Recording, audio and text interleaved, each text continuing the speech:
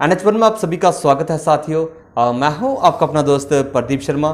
साथियों आपको बता दें कि आज हम आपकी मुलाकात जो है वो विंग ह्यूमैनिटी NGO के फाउंडर रणदीप सिंह से आपकी मुलाकात करवा रहे हैं। आपको बता दें कि अगर विंग ह्यूमैनिटी NGO की हम बात करते हैं, इस कोविड-19 की दूसरी लहर के दौरान बहुत ही बेहतरीन काम इनकी तरफ से किया गया है। शायद यही वजह है कि डिप्टी कमिश्नर रियासी द्वारा भी इनको अप्रिशिएट किया गया है। सबसे पहले रणदीप सिंह जी, स्वागत है आपका NH1 में। बहुत धन्यवाद, थैंक यू वेरी मच।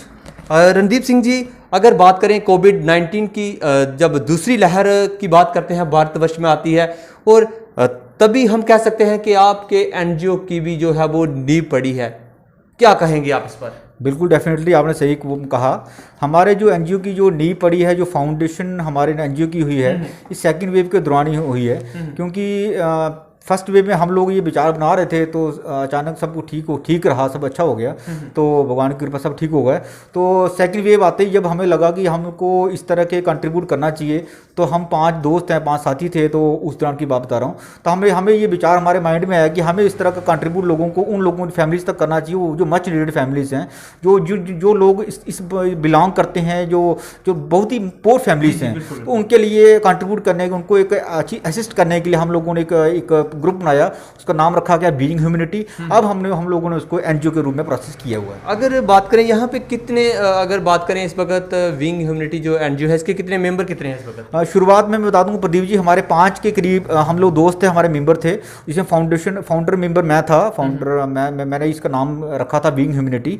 तो उसके अलावा अभी हम 12-13 के करीब हम लोग हो चुके हैं। तो अच्छा सभी का सहयोग है, अच्छा सभी कॉपरेशन की कारण हम लोग हर रूरल एरियाज में, फार फ्लंग एरिया हम लोग जा रहे हैं, तो अच्छा चल रहा है। अगर बात करें किस प्रकार से इस NGO की व्यवस्था कैसे होती है, क्योंकि NGO चलाना एक सरल काम नहीं है, क्योंकि बहुत सी कॉल्स दूर दराज के इलाकों से भी आती हैं, और हम भी अक्सर देखते रहते हैं सोशल मीडिया के माध्यम से ही कि आपका NGO जो है वो हर एक जगह विजिट होता है उसका। इसकी आखिर मैनेजमेंट कैसे करते हैं? हाँ, डेफिनेटली अच्छा क्वेश्चन करा आपने। इसको मैनेज करना थोड़ा सा टफ रहता है, क्योंकि हमें हर तरह से कॉल्स भी आती है, लेकिन हमारा बिल्कुल 100% एफर्ट्स रहता है, हमारा कंट्रीब्यूट रहता है कि हम इसको जहाँ तक जिस फैमिलीज को नीड है वहाँ तक हम पहुँचें, उस फैमिली को रीच करें, उसको आइडेंटिफाई करके रीच किया जाए कि उसको, इस बंदे को जहाँ तक ज़रूरत है। तो यहाँ तक आपने कहा किस तरह से मैनेज कर पाते हैं, तो मैनेज करने के लिए हमें अक्सर कॉल वगैरह आती है, क्योंकि हमारा सोशल मीडिया में हमारे कॉन्टैक्ट नंबर जो है वायरल हुए हैं। तो हमारा मीडिया के, आप जैसे भाई बंधु के मीडिया के पास भी हमारे नंबर्स हैं, तो बड़े सारे लोग हमें कॉल करते हैं, जो ऐसी फैमिलीज होती हैं जिनको ज़रूरतमंद फैमिलीज होती हैं, तो हम कॉल्स उठाते हैं, उनका अच्छे से रिस्पॉन्स करते हैं। जहाँ भी उनको जहाँ पर भी जाना होता है तो हम वहाँ जाते हैं। हमें व्हाट्सएप के द्वारा भी मैसेज आते हैं, अभी हमारे लगातार मुझे मैसेज वगैरह आ रहे थे, कॉल वगैरह आ रही थी। तो कुछ नई बस्ती के लोग हैं, वहाँ के एरिया से कुछ लोग हैं, बाहर आउटसाइडर के कुछ लोग हैं, जो दिहाड़ी मजदूर यहाँ पर रहते हैं, वो हमें लगातार कॉल्स कर रहे हैं। तो हमें अच्छा लगता है, हमें प्राउड फील होता है कि हम इस NGO के द्वारा जुड़कर लोगों की हेल्प कर रहे हैं। तो एक दिल में बड़ी शांति, सुकून सा मिलता है, अच्छा लगता है। रणदीप जी, अगर बात करें, हर एक व्यक्ति का एक ड्रीम होता है कि वो जब भी उसको जॉब मिले, अच्छी जॉब मिले, वो ज़िंदगी में जो है वो सक्सेसफुल हो। घर वालों का भी यही सपना होता है। फिर आपका ड्रीम जे NGO में कैसे, क्या इसके पीछे क्या राज है? बहुत अच्छा लगा मुझे इस तरह के मतलब काम कार्य करते अच्छा लगता है, जब हमें किसी गरीब की असिस्ट करते हैं, हेल्प करते हैं, मतलब किसी गरीब की मदद करते हैं, तो हमें इस तरह का फील होता है कि हमने कुछ अच्छा कार्य कर लिया। तो आपके माध्यम द्वारा मैं लोगों को अपील भी करना चाहूँगा, बहुत शांति मिलती है इस तरह के कार्य करने में। मतलब हमें जब हमने शुरुआत की थी तो हम 2 दोस्त थे, उसके अलावा अभी 5 हुए, 5 के अलावा 12 हुए। आज भगवान माता रानी की दया से, कृपा से अच्छा हमारा कार्य चल रहा है। यहाँ भी गरीब लोग हमें कॉल करते हैं, वहाँ हम जाते हैं, तो बड़ा अच्छा फील होता है कि हम लोग किसी की हेल्प कर पा रहे हैं। तो आपके माध्यम द्वारा लोगों को बता भी दूँ, और जो यहाँ सुनने वाले जो समर्थ लोग हैं, जो करना चाहते हैं हेल्प, आप भी आगे हैं। बहुत अच्छा नेक कार्य है। यदि आप खुद से नहीं कर पा रहे तो हमसे जुड़िए, हमसे यदि हमें कंट्रीब्यूट करना चाहता है, हमें कंट्रीब्यूट करिए। हम आपके राशि को, आपके जो सहयोग को लोगों को तक, गरीब जनता तक पहुंचाने का प्रयास करेंगे। रणदीप जी, जहाँ पे एक महत्वपूर्ण प्रश्न ये भी आता है, क्या जी आपका जो विंग ह्यूमैनिटी NGO है, ये सिर्फ कोविड-19 तक ही सीमित हो जाएगा या फिर इसका लक्ष्य कुछ और है? हाँ, अच्छा प्रश्न है आपका। नहीं, ये जो एनजीओ हमारा बना था, हमने शुरुआत की तो हमारा यही था, हमारा यही एम था कि हम लोग इस कोविड के दौरान इसको कार्य करेंगे। जैसे जैसे हमारा बढ़ता रहा, लोगों की उम्मीदें हमसे ज़्यादा जुड़ती रही, तो लोगों की उम्मीदों को देखकर हम लोगों ने ये माइंड में हमें एक इस तरह का फॉर्मुलेट किया माइंड की भाई हमें अच्छे कार्य के लिए आगे आना चाहिए। यदि हमें इसको पूरी लाइफ टाइम तक भी हमें कंटिन्यू रखना चाहिए, हम करेंगे। और यदि कोई और हमें इसको कोविड के दौरान आगे भी हम कंटिन्यू रखेंगे, बिल्कुल 100% कंटिन्यू रखेंगे। और जिस भी तरह भी हमें किसी को सहायता चाहिए, गरीब फैमिलीज़ को, गरीब नीडी फैमिलीज़ को, तो मच नीडी लोगों को चाहिए कि हम करने का प्रयास करेंगे। तो इसकी सीसी के साथ हमारे और भी कुछ विज़न है, हमारे एम्स एंड ऑब्जेक्टिव्स हैं, तो वो भी मैं आपको बताना चाहता हूँ आपके द्वारा। हमारा यही है कि हम लोगों ने एक RBR शुरू किया है। RBR, प्रदीप जी सुनने वाली बात है। RBR का मतलब होगा कि रोटी बैंक रियासी। रोटी बैंक रियासी एक ऐसा कंसेप्ट है रियासी में जो पहली बार यहाँ कंसेप्ट लाया गया, जम्मू कश्मीर में मुझे लगता है पहली बार लाया गया होगा। तो इस तरह के कंसेप्ट को हम बीइंग ह्यूमैनिटी एनजीओ द्वारा हम इसको कंप्लीट करेंगे और इसको फुलफिल करेंगे। तो इस कंसेप्ट में हम ये रखेंगे कि जहाँ पर भी शादी विवाह होते हैं, फंक्शंस होते हैं, जिस तरह के कार्यक्रम जो बैंक्वेट हॉल्स में रियासी में किए जाते हैं या कहीं भी लोकल एरिया, स्थानीय एरिया में किए जाते हैं, वहाँ पर जो रोटी बची जाती है, जिस तरह की भोजन बच जाता है, जो इसको वेस्ट भोजन नहीं कहा जा सकता, वो एक्चुअल में सही भोजन होता है, रोटी होती है। उस भोजन को लेकर हम उन गरीब लोगों तक पहुँचाएंगे जो गरीब लोग, जनता सड़कों में लेटे होते हैं, पैराफुट में लेटे होते हैं, फुटपाथ पे होते हैं, या जो जिनको भाग होमलेस होते हैं, उन लोगों तो हम इस तरह की रोटी को, इस तरह के भोजन को पहुँचाएंगे। साथ ही साथ हम आम लोगों को नंबर फ्लैश करेंगे, घरों तक नंबर फ्लैश किए जाएंगे, मीडिया के माध्यम द्वारा वहाँ नंबर फ्लैश किए जाएंगे।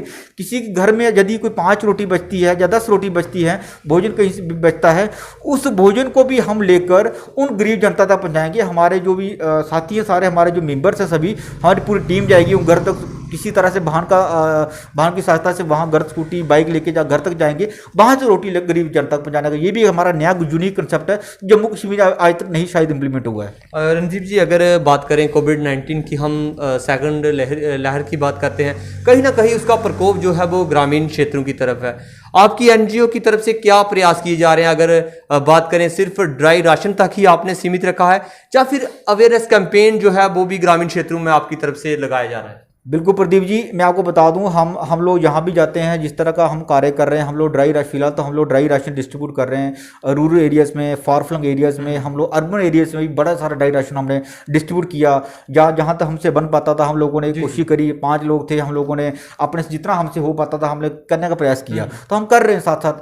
तो जब हम गाँव में जाते, जैसे आपने प्रश्न था आपका कि आप लोग क्या अवेयरनेस कैंपेन भी चलाते हैं? बिल्कुल, जो डिप्टी कमिश्नर रियासी है, उनके द्वारा हमें एक तरह की हमें एक इंस्ट्रक्शन दी गई हैं कि ज़्यादा से ज़्यादा आप अपना एम्फेसिस, जो अपना एफर्ट्स होता है, अपना फोकस होता है, वो अवेयरनेस कैंपेन के ऊपर रखा जाए। क्योंकि हम लोग फील्ड में होते हैं, तो हम लोगों को ये भी बताते हैं, हमें एक तरह का अवेयरनेस कैंपेन भी किया जाता है कि भाई ज़्यादा से ज़्यादा आप वैक्सीनेशन कीजिए। इस तरह के एम्फेसिस भी, इस तरह के कार्य भी हम एम्फेसिस करते हैं।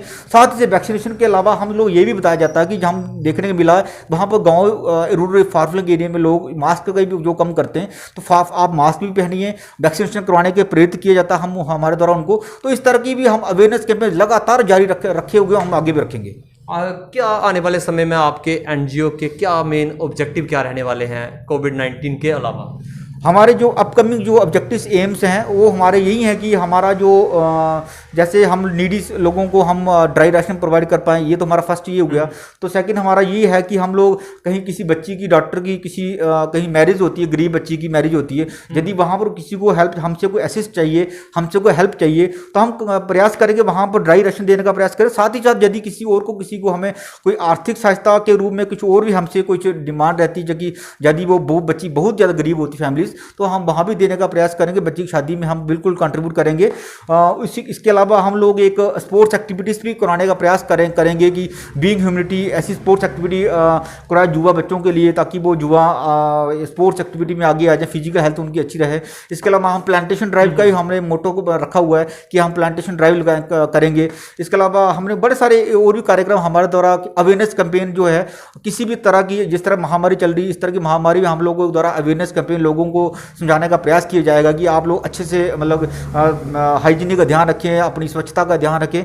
तो इस तरह के कार्यक्रम किए जाएंगे। साथ ही एक स्वच्छता हाइजीनिक के ऊपर भी हम लेके टाउन्स में जो हम लोग खुद से जाएंगे, आगे बढ़ेंगे और हम स्वच्छता के ऊपर खुद सफाई करेंगे और लोगों को भी प्रेरित करेंगे, स्टिमुलेट करेंगे कि वो भी प्रेरित हों और स्वच्छता के प्रति अवेयर रहें। आप क्या संदेश देना चाहते हैं NH1 के माध्यम से रियासी की जनता को? आपकी तरफ से क्या संदेश है? मेरा यही मैसेज रहेगा आपके माध्यम NH1 का मैं शुक्रिया भी करता हूं, तो आपके माध्यम द्वारा मेरा यही संदेश रहेगा रियासी की जनता को कि वो यो लोग जो समर्थ हैं, जो दे पाते हैं, जो बिल्कुल एबल हैं देने के लिए समर्थ हैं, वो आगे आए। हम लोगों का मोटो सिर्फ मीडिया में आने का यही रहता है कि हम किसी को स्टिमुलेट कर पाएँ, हमें देखकर कोई अगला बंदा भी स्टिमुलेट प्रेरित हो पाए, तो हमें देखो आगे आए। जिस तरह से हमारी कुछ दोस्त ग्रुप हम आगे निकल के आए, हम लोगों की हेल्प कर रहे हैं, असिस्ट कर रहे हैं, तो हमारा प्रयास यही रहता है कि आप लोग मेरी आवाज़ को सुनकर आप लोग आगे आएँ। तो लोगों की कंट्रीब्यूट करने के लिए जो समर्थ हैं, जो दे पाते हैं, भगवान ने ये एक अच्छी हम लोगों को ज़िंदगी बख्शी है। तो यदि आपके पास सब कुछ है, यदि आप दे सकते हैं, क्यों ना इस ज़िंदगी में आप इस पल में गरीब लोगों की हेल्प करें, इस घड़ी संकट की घड़ी में आप लोगों की सहायता करें। तो मेरा आपके द्वारा यही माध्यम से यही रिक्वेस्ट रहेगी, यही निवेदन रहेगा, आगे निकल के आएँ। यदि कोई जो लोग जो देना चाहते हैं वो तो नहीं दे पाते क्योंकि महामारी ये तो आगे घर से नहीं बाहर निकलना चाहते, हमारी टीम सदैव रेडी है। हम सदैव आपके कंट्रीब्यूशन को गरीब तक पहुँचाने का प्रयास करेंगे। तो आप हमारा कॉन्टैक्ट नंबर आपके यहाँ पर कैप्शन में लिखा जाएगा, तो आप हमसे संपर्क करें। हम आपकी आर्थिक सहायता को और किसी तरह का राशन को भी हम गरीब लोगों को पहुँचाने का प्रयास करेंगे, बिल्कुल हम पहुँचाएंगे।